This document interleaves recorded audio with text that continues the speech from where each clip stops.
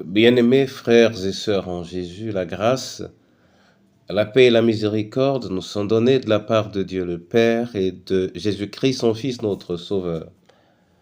Amen. Pour méditer ce jour, nous lirons dans Luc 21 au verset 36.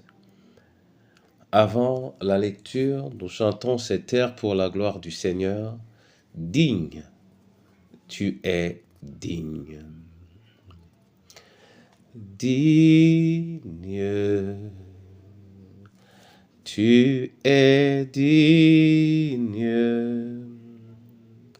Roi des rois, tout-puissant, tu es digne. Digne, tu es digne, Roi des rois, tout-puissant, je t'exalterai. Digne, tu es digne, Roi des rois, tout-puissant, tu es digne. Digne, tu es digne, Roi des rois, tout-puissant, nous t'adorons. C'est dans un élan d'adoration, Seigneur, que nous nous approchons de toi ce jour. Bénis le jour lui-même et bénis ton peuple par ta parole. Au nom de Jésus-Christ de Nazareth. Amen. Luc 21, dans le verset 36, il est écrit: Veillez donc et priez en tout temps,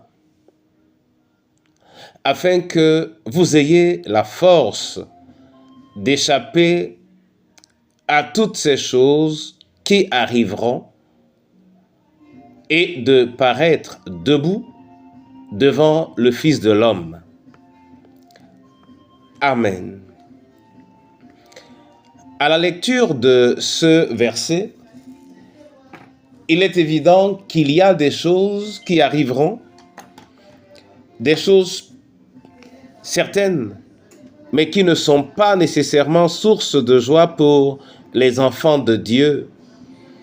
C'est pourquoi le Seigneur recommande à ses enfants de veiller et de prier. Mais pourquoi veiller? Pourquoi prier? Tout simplement pour avoir la force et d'échapper aux choses qui arrivent. Donc, pour avoir la force, prier donne la force. Prier donne la force. Et lorsque prier vous donne la force, alors quelle que soit la saison, vous allez paraître debout.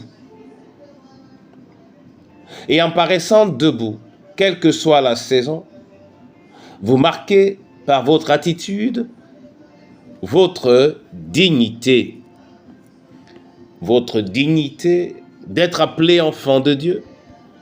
Votre dignité d'avoir été choisi pour traverser les événements que vous traversez. Mon frère et ma sœur, c'est donc un encouragement à la veille et à la prière.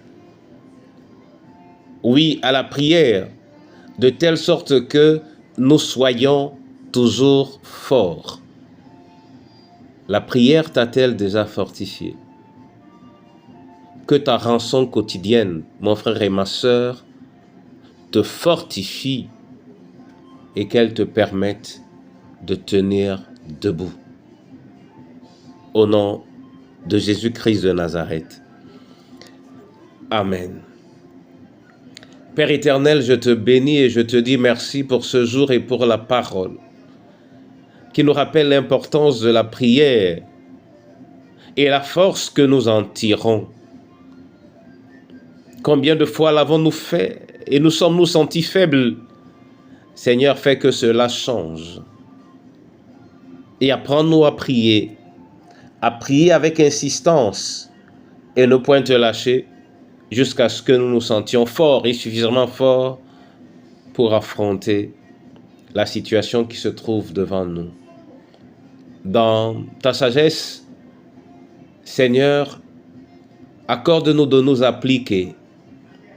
C'est pourquoi je veux te prier, particulièrement pour le veuf, la veuve et l'orphelin, pour l'esseulé ou l'abandonné, pour le parent qui a perdu un enfant, et pour celui qui est obligé, peut-être d'encadrer seul son enfant.